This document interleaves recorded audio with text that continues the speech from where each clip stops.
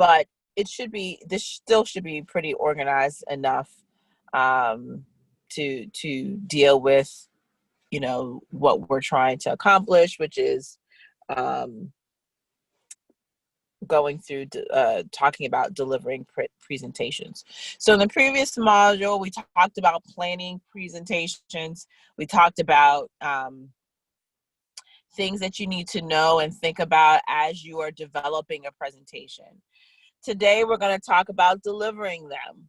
So now that you've planned them, now that you've organized them, now it's time to deliver them, to get them from your head and your pieces of paper and your slides to being shared with others. Okay, so one of the things, and remember, this is all too starting to hark back to one of the first things that we talked about early in the semester, which is establishing credibility, right? So one of the things that you want to establish when you are delivering a presentation is presence, right? And in establishing presence, you are establishing credibility. The goal is to maintain your authenticity. You need to know your material, and you need to rehearse.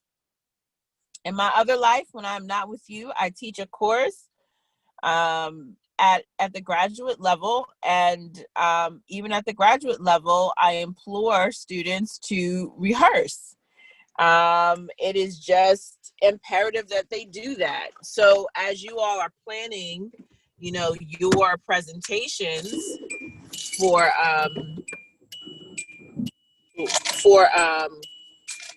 your individual, because that's where you're going to do an actual live presentation. I want you to know that you should be rehearsing, right? Because if you don't, it's going to show, and you're going to feel extremely nervous. You might still be nervous even if you do prepare, but you'll be extremely nervous if you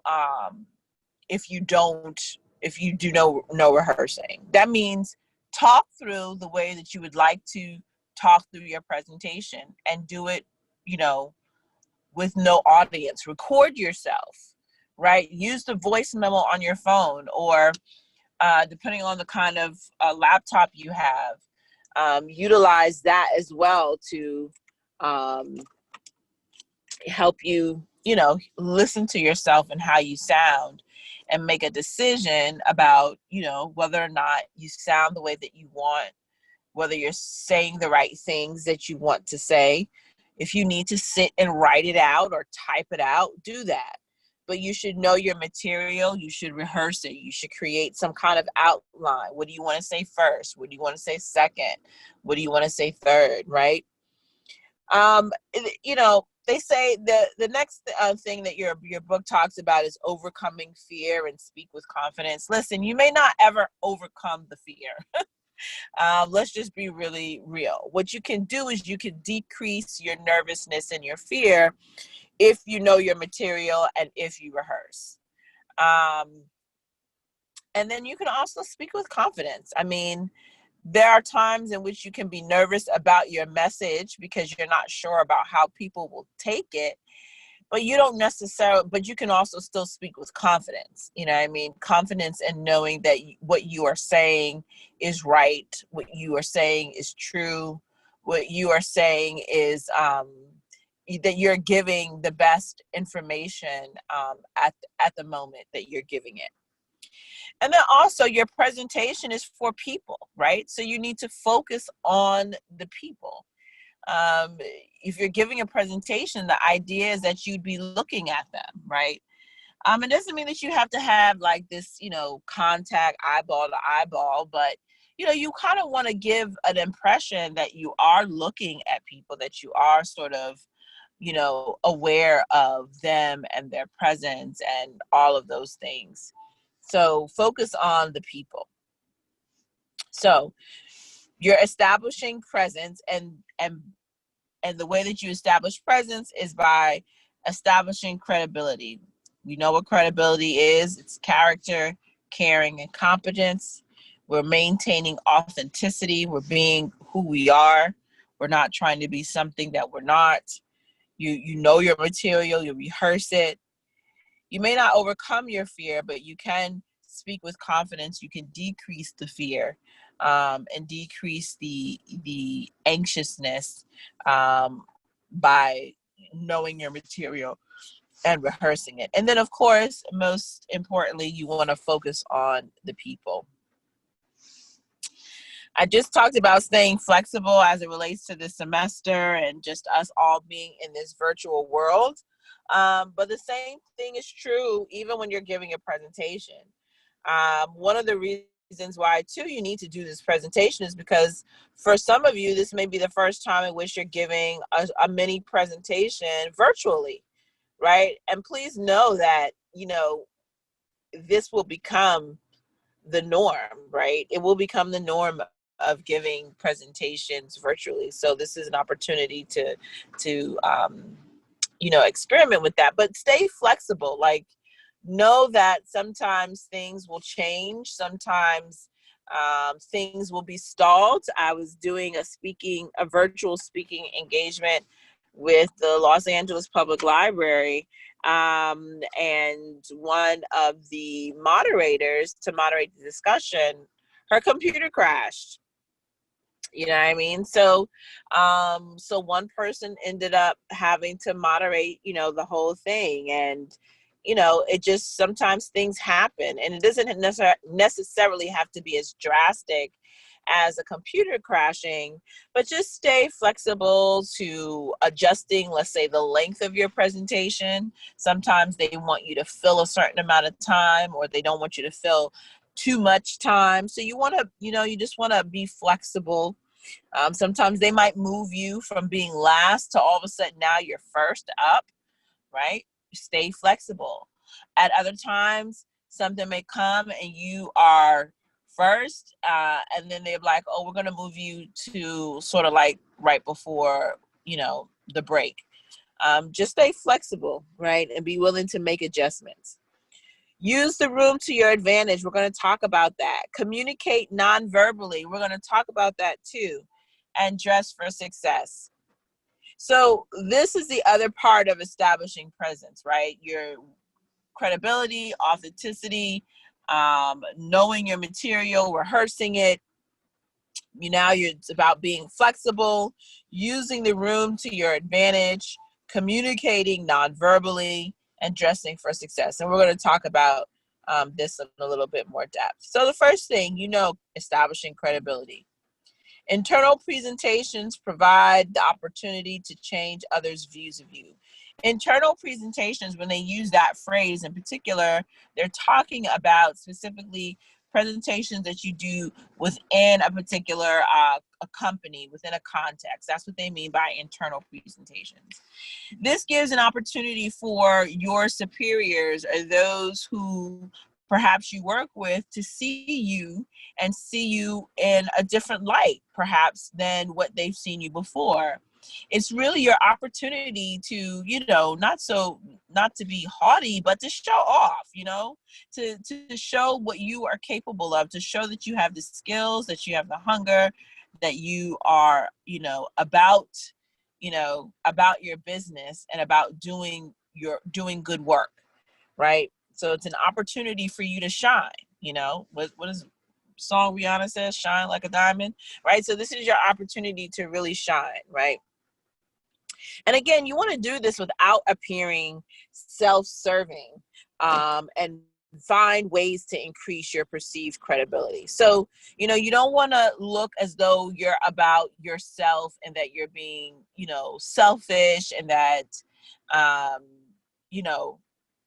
nothing else is important. But you also want to increase your credibility. Your doing your presentation will increase your credibility.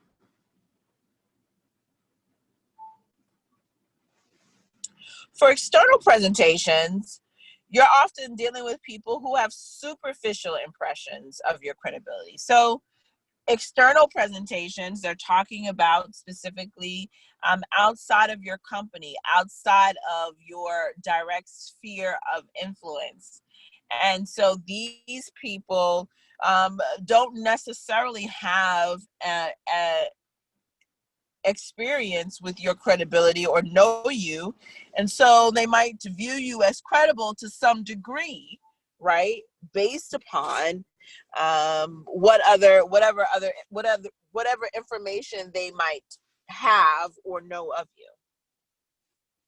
And that will oftentimes be, generally limited unless you have a relationship with the person, meaning the person. For example, you run into somebody that you were in class with, or somebody that you worked with before. They, of course, would be able to help with establishing your credibility because they have experience with you. But usually, unless it's somebody that you already know or knew prior to that particular moment, most other people have a very limited sense of your credibility. And this, of course, the presentation is either going to increase their view of you as credible, or it is going to detract from that. Okay? So it's either going to increase their view of you as credible, or they're going to detract from, or it's going to detract from it. Your level of preparation or lack thereof will decide that. Okay? Your preparation or lack thereof is going to decide is going to help people decide how credible you are. So part of your credibility, of course, it's based on competence. And so knowing your material and demonstrating that you know your content well establishes your competence, which of course increases your credibility.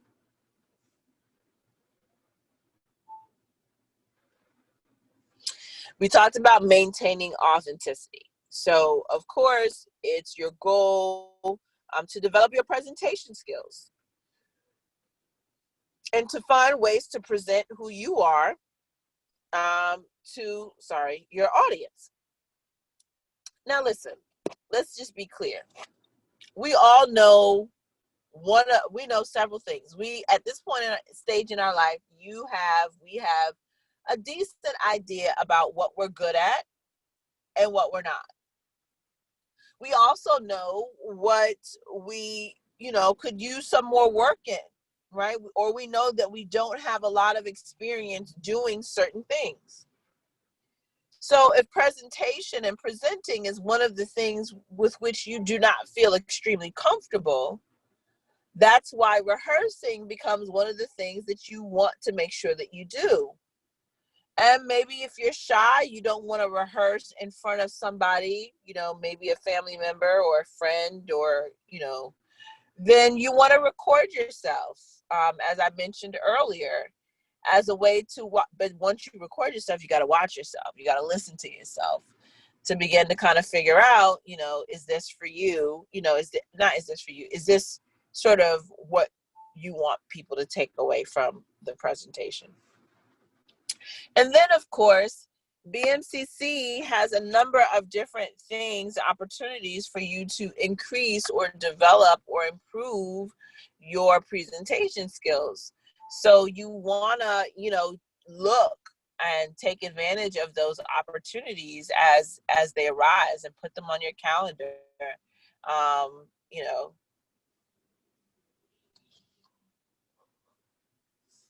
Knowing your material and rehearsing. So you want to run through your presentation, not just once, right? You want to run through it a couple of times, right? The more comfortable you become with the content, the easier it is for you to, freestyle, as it were. where you can add things to your presentation, perhaps a story or an anecdote of some kind. But because you know your material, you can bring things in to make it more engaging on the spot, off the cuff, as they say, right? Because you know your material. So it's like learning to play a particular song on the piano, on the clarinet or something. And you know how to extend a note. You can, be fancy because you know how to do it. Um, the same thing is when you are, like, say for instance, if you're learning a language, you get to know, you're able to say more and hold longer conversations because of the fact that you're more comfortable with the structure. So the idea is that the more comfortable you are with your content, the better you'll be able to really spend time in engaging your audience. You want to make sure you work out any weakly connected areas. In other words, if you have an argument or a cause and effect or something like that, you want to make sure that it's clear and that it's on point and that it's logical, that it's substantial, right? If it's not, people will pick up on that, right? And they may ask you about that in the answer session, question and answer session. And then you want to identify the parts that you want to emphasize through tone and nonverbal communication. Again, this is something that I teach specifically in another class, not at BMCC, but at another class, I teach specifically that, right? Emphasis and phrasing and things like that. But you all took speech, right? So this will be a great time for you to go and look at those speech notes or look at the text, and look at things like emphasis and phrasing that would be helpful for you as you make decisions in your presentation about what you want to emphasize, right, and how. This chart is in your book, but just wanted to point out, and let me see if I can find my pen, because for some reason, let me see if it's in here. It is here. So we can see that public speaking is right up with people's fear of snakes. People fear public speaking. You are visible, you are vulnerable, people can see you. And there are a whole myriad of reasons why people find themselves being afraid of public speaking. But it is something that many adults fear. It doesn't have to be a traumatic experience, and sometimes people have had traumatic experiences, which causes them to be fearful. But it doesn't have to be that way.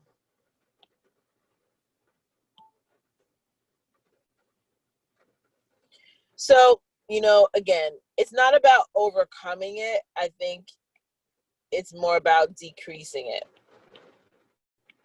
I mean, let's be real. I get nervous sometimes when I have to do public speaking engagements. And more often than not, now it's more about me being nervous about how people are going to take my message, than about me not necessarily being confident, although that can be impacted. My confidence can be impacted by not being sure about how people are going to receive my message. And one way to get at that is to know your material, know what you know, and be confident, stand in what you know, and talk about what you know. So that's a key piece of advice. Talk about what you know.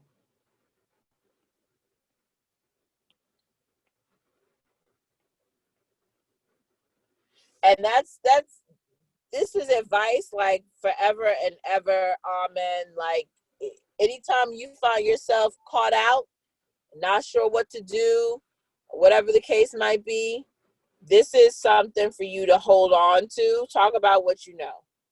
If you know one aspect, you can defer to everybody else in your group or on your panel about every other subject, but the subject that you know, that's the one you talk about, that's the one you comment on, that's the one you give advice for. Okay, talk about what you know and talk about it confidently. And then again, nervousness, generally speaking, is not necessarily bad. It only becomes dysfunctional, as they say here, is when it impairs your ability to deliver your content. So being nervous or having some anxiety or a little anxiousness, I mean, it's part of human nature, and that in and of itself is not a horrible thing. But when feelings start to impair your ability to deliver your content, they cripple you to the point where you can't do it, you can't explain or express yourself, then it is problematic. Okay, then it is problematic.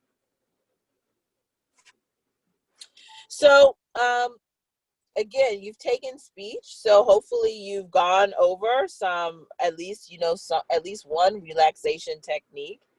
That you are aware of your breathing, that you know how to practice visualization, that you focus on friendly faces to gain composure and confidence.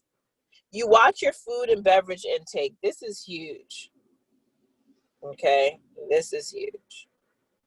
You really want to watch that, especially before you do a presentation. To sit down and eat, a bunch of lasagna, spaghetti, beans and rice, whatever it is that's comforting, good, heavy comfort food, that's the stuff you don't want to eat before you present. Okay? I don't care if that's in the morning or at night. Anything that's going to make you want to crawl in the bed and lay down and stretch out, that's not what you want to eat. Okay? Not before a presentation. The other thing is that getting comfortable with your audience members before you start your presentation can also be helpful. So sometimes as you're setting up and preparing, people might show up, right? Physically or virtually. Say good morning, say hello, right? Which is what I try to do when people show up early and I get on and I see people already here. I say good morning, I say hello, you know. That makes people feel welcomed. That will make you as a presenter feel a little bit better. So, attempt to connect, right? They're human beings too, just like you. Focus on people, right? You want to make people the subject of your sentences. So sometimes there might be a name here or name in something in uh, like a handout. But sometimes I'll use your names, right, when I'm teaching. And that is me focusing on you, both as students in this section, but also as my audience. I'm focusing on the people when I use your names in sentences or your names in examples. Likewise, if you have colleagues who are there, you want to make sure that you refer to them by their name and or title. One way to do it is just check in and ask, right? How do you want to be called? How do you want to be referred to? Everybody's into the, pronouns. I go by she and her, or I go by him and they. So however your colleagues choose to be identified, you can make sure that during your presentation, you refer to them by name. And again, just use names of the audience members as appropriate, meaning in the midst of giving an example, it might be nice to use audience members' names just to help them connect and be engaged. So again, this stay flexible piece is huge, right? You want to arrive early, not be on time, but arrive early. They say when you arrive on time that you are already late, right? And if you have a job and you're blessed to be working during this pandemic, showing up on time, just, you've experienced what it means to show up early, right? You get to kind of just transition into your job and what your responsibilities are. But when you come on time, you're still trying to, get yourself settled and whatnot. And so perhaps you may have realized that you got to show up at least 10 minutes early, so that you can kind of settle in and get comfortable and get ready, right, to deal with whatever responsibilities you have. I'll give you the perfect example. I get up early, very early, because I bring my kids to school to the Upper West Side. And so I do that because it gives me an opportunity to do what it is that I need to do without feeling rushed and without feeling harried. So when you lose your place in your presentation, don't panic. Pause, right? Don't panic. Pause. When you lose your place, don't panic. Pause.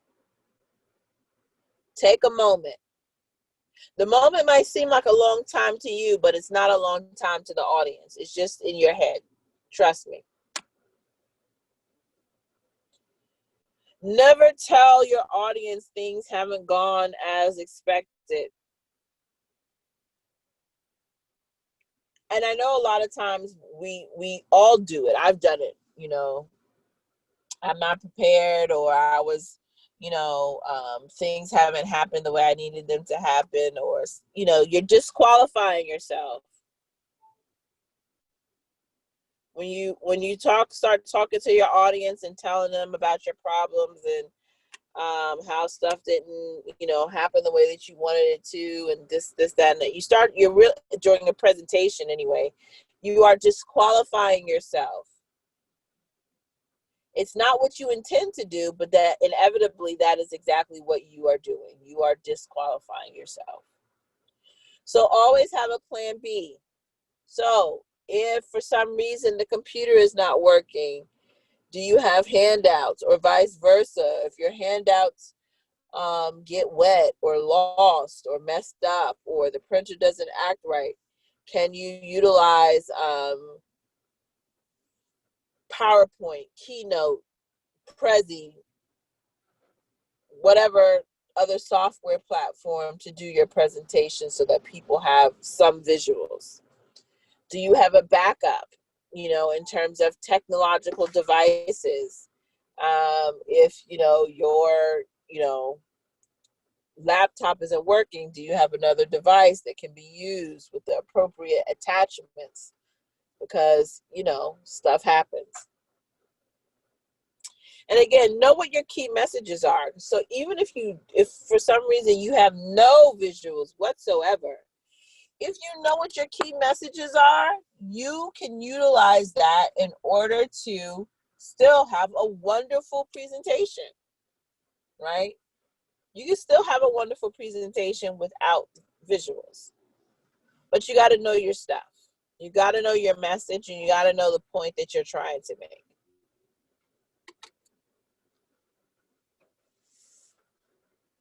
Use the room to your advantage. Use the room to your advantage. So this is really about, not staying specifically in one place.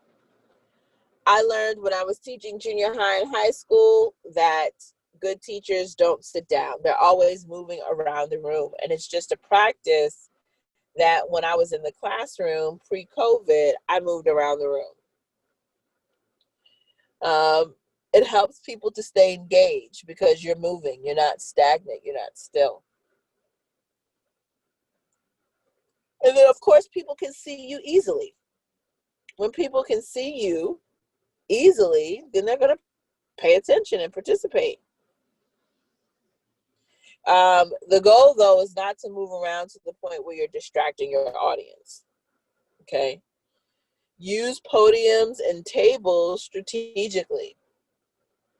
You don't want to lean all over and fall all over the podium, but you want to, touch it and use it as necessary and as will help further your message.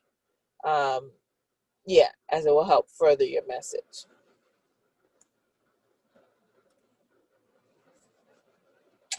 This is something that's key. In the previous chapter, you learned AIM, right, for planning.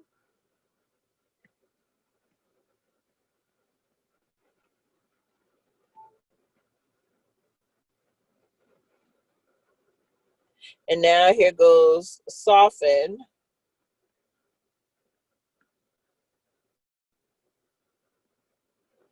for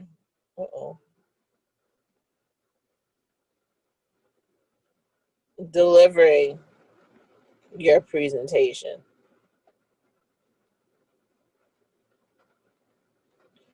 So soften stands for smile, open stance, meaning your legs are the same. Your legs are as wide apart as the width of your shoulders. You are leaning forward, right? Not to the point where you're going to tip over, but leaning forward in a way to show that you are present and paying attention. You should be able, that leaning forward, if you were to go up on your the balls of your feet, you should be able to sort of just rise up on the balls of your feet easily. Tone, it's how your voice sounds, right? Eye contact.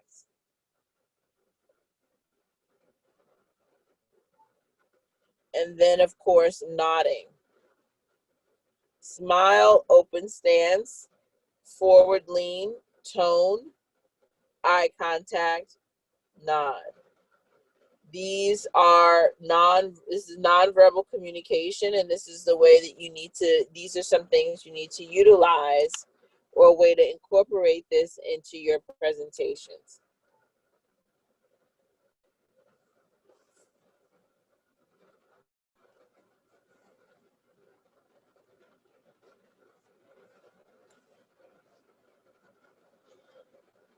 This should go without saying, but sometimes it's just helpful and beneficial to go over the basics. Formal business dress. It's intended to project executive presence and seriousness, right? Business casual dress. It's intended to project a more comfortable, relaxed feel while maintaining a high standard of professionalism.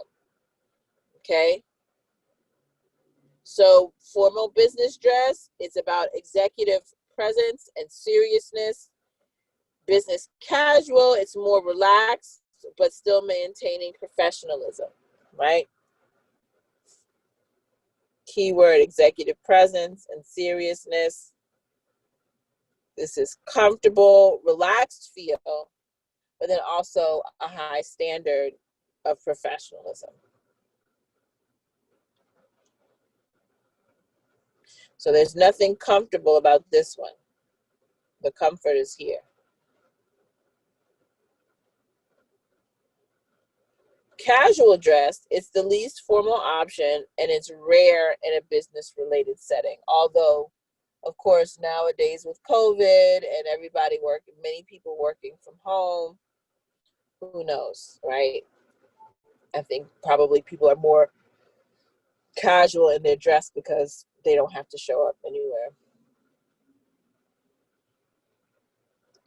Okay, so this is a chart that kind of talks about the messages sent by what you wear, the formality of the workplace attire. So here is the most formal, casual is the least, and as we can see, the more formal the attire, the more authoritative.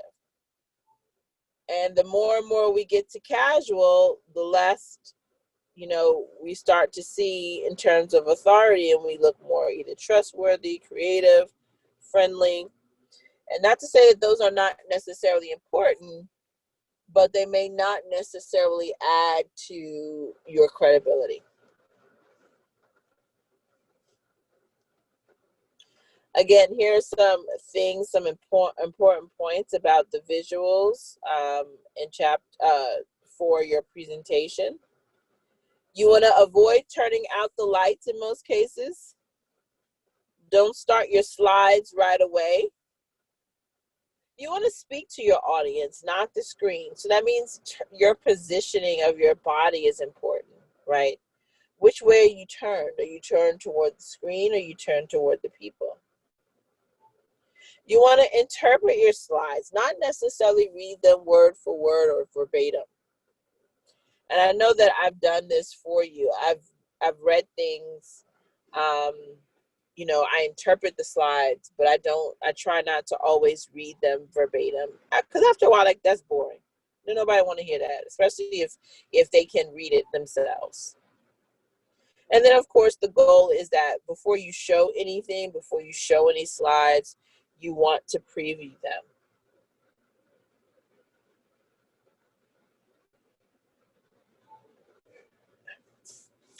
So if you can, use a remote control, right, to advance slides when possible. This is helpful for you because then you're free to move around the room, right? And it just gives you more flexibility. You want to avoid standing in front of the slide projector, right? Because it'll cast a shadow on you. And then if you have any blank slides, you want to use those strategically. On occasion, with your slide, you might have some handouts. And this can be a very good thing. It can reinforce the way that you have or what you have taught. Right? And so they can help review the content that was covered. And also, too, it can be a support, right? Serve as a support piece of information. If possible, please, you know, don't give people stuff to look at when they're supposed to be looking at you.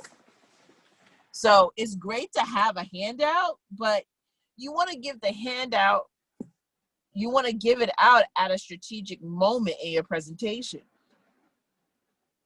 If you give it out too soon, if you give it out while you're talking, they're no longer listening to you. They're looking at the presentation. So, and then you can really kind of set up how you want them to see and understand this particular piece of content. So when you interact with your audience, right, you want to field questions as they arise, right? If possible, you want to set up a situation or create a situation for people to meet others. Sometimes I've gone to a presentation or a workshop or something, and I've been like, I don't want to be here, or I don't particularly care for it. But then I can meet somebody who I'm like, yeah, they're cool. And, you know, one particular training I went to, the training was all right, but what was most valuable was the person that I met. And it was a good experience. And so her and I still are in contact to this day. So you want to offer the opportunity for people to mingle, and then you want to follow up with the audience members after. Figure out what's a great way to follow up with them, whether you're selling something or not, and whether you just have some, you know, good, yeah, you see, yeah, just that, you know, follow up.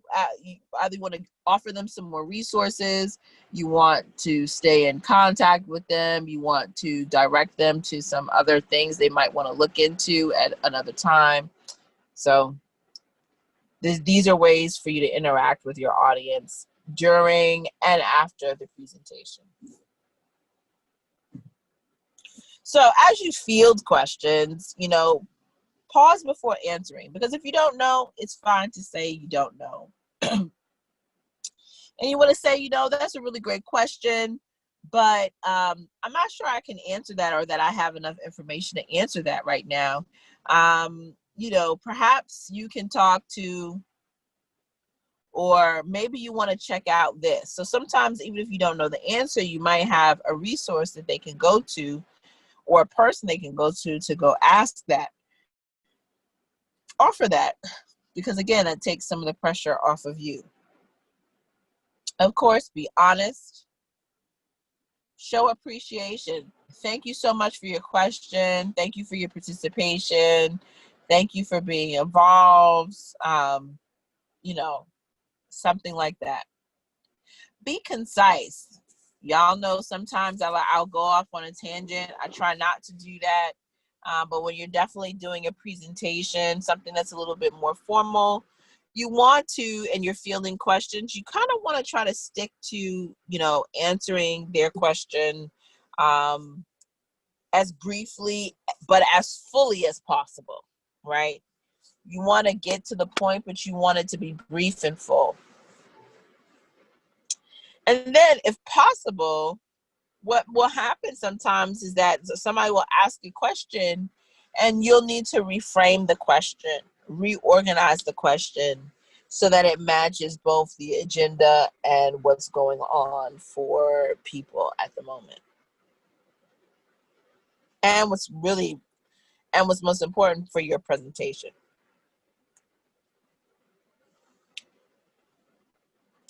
If you're presenting in teams, again, the planning is important, but you want to talk about and rehearse, right, your presentation. You want to rehearse and talk about what your objectives are, what your key messages are. You want to make a decision about who's going to do what section of the presentation, who's going to present what section. You want to stand together and present a united front. And then you want to refer to another person's points, and then you transition effectively. So transition, whether it's out of that particular space or out of, or into a new topic based off of, who's running. Yeah, I'm sorry, I just lost my train of thought. Transition effectively, right, based off of, where you're going to next, whether it's another part of the program or another section of the presentation. Being a supportive audience member. So, we'll have much more opportunities and experiences to be an audience member than anything else. So you want to take the role of an audience member. You want to be serious. You want to make sure that you're not doing a whole lot of conversation, a whole lot of talking and being disruptive, because of course that distracts the presenter, and nobody wants that, right? People are trying to present, they're trying to do good work. You want to make comments and ask questions that are helpful, both for the presenter to stay on message, but then also actually something that you're interested in knowing, and that perhaps other people want to know too. We've all heard people ask questions that just seem to be way off of where the presenter was going, and it's not helpful. For most business presentations, you often share professional interests, right, with the presenter. So talking to them afterwards might be wise, right? Talking to them, getting their card, right? Things like that. And that could be beneficial for both you and your team.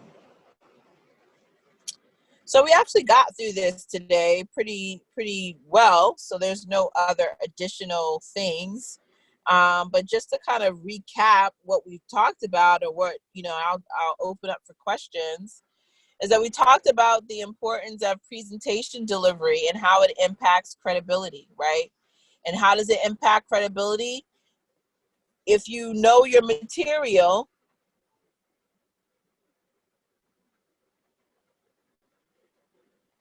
and you can express it well,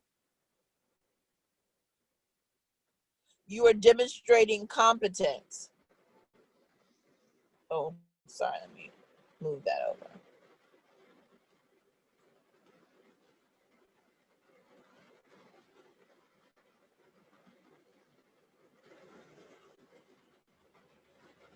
Okay. So how does presenting, delivering your presentation well impact your credibility? Knowing your material and expressing it well equals competence, and competence is one of your building blocks of credibility. So we talked about delivering presentations with authenticity, confidence, and influence.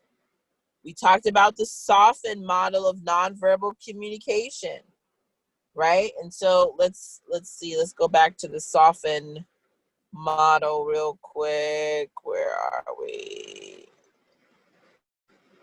Right?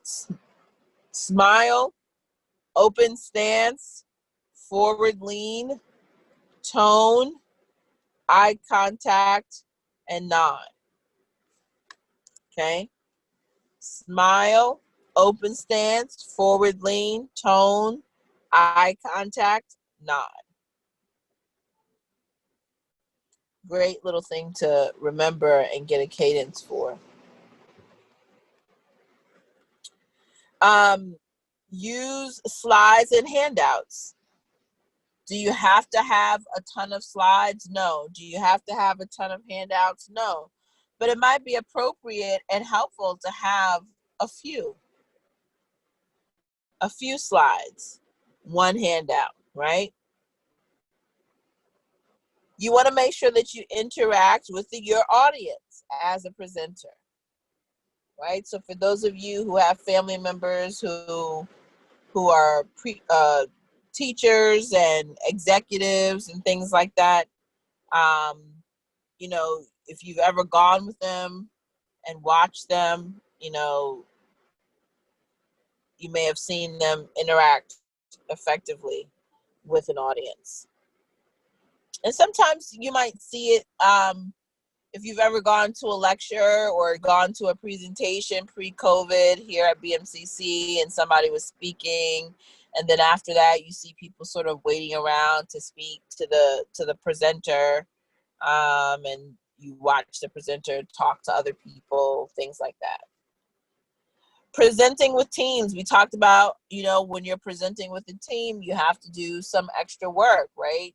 You have to kind of organize your presentation a little bit tighter and decide, you know, who's going to do what, things like that. So it's not just the planning of the presentation, but it's the delivery of the presentation that's also important. And you have to prep even with a team. And then, of course, we talked about being a supportive audience member, you know. Be somebody that contributes to the conversation and contributes to the presenter, and what their message is, and not somebody who tries to detract from it. Okay? There'll be more than enough people who try to detract from, you know, something that people are doing. So that's how you be supportive. That's how you also sow good seed, so that when you are presenting, people will be supportive. All right. So let me stop sharing my screen for a second.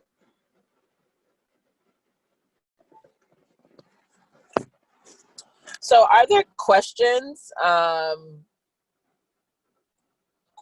things people would like to ask?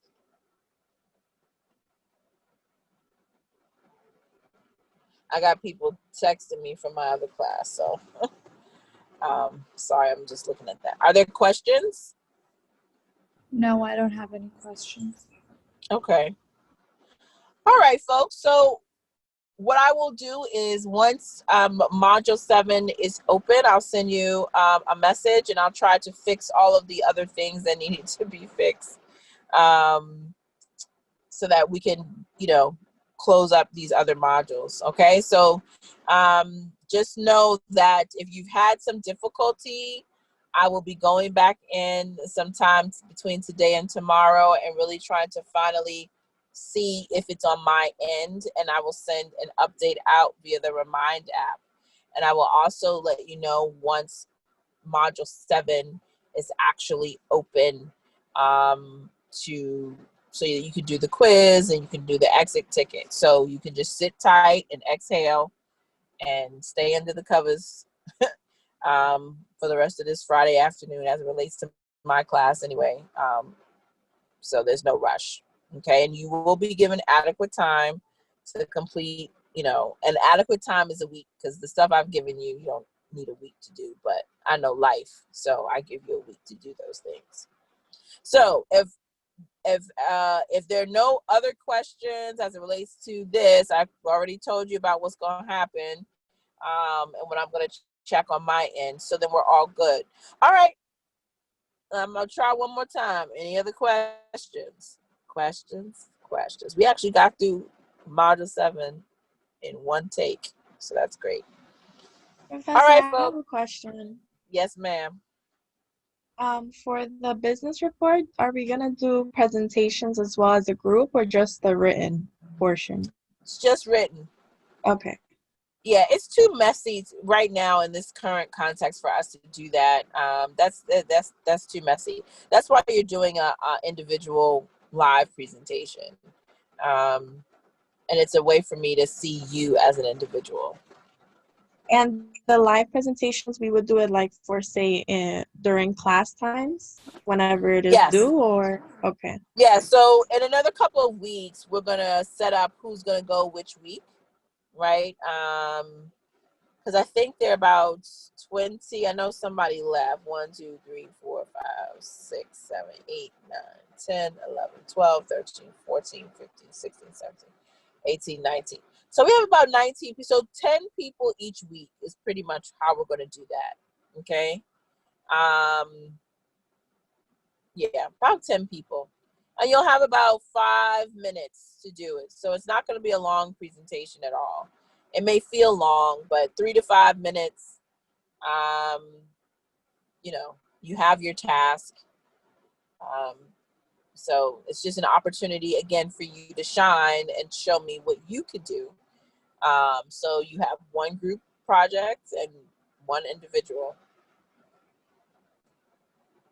Okay, are there any other questions?